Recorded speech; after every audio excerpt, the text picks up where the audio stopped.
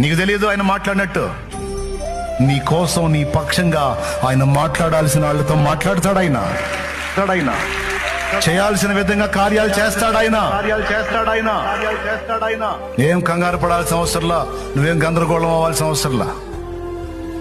ఎవరితో మాట్లాడితే నీకు మేలు కలిగిద్దో, ఎవరితో మాట్లాడితే కార్యాలు జరుగుతాయో, మాట్లాడాల్సిన వాళ్లతో ఆయనే మాట్లాడుతాడు.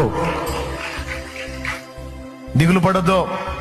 విశ్వాసము గలదానవై ఆయన సన్నిధిని ప్రేమించు. విశ్వాసము గలవాడవై ఆయన సన్నిధికి చేరి నీ బాధ, గోడు, వేదన అంతా చెప్పు చెప్పు చెప్పు.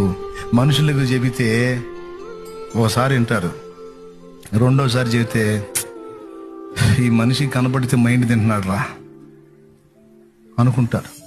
10 మంది దగ్గరికి వెళ్ళి నీ బాధ 10 సార్లు 10 మందికి చెప్పుకునే కంటే ఆ 10 సార్లు ఒక్క దేవుడు, నీ ప్రభు అయిన యేసు దగ్గరికి వెళ్ళి చెప్పుకో 10 సార్లు.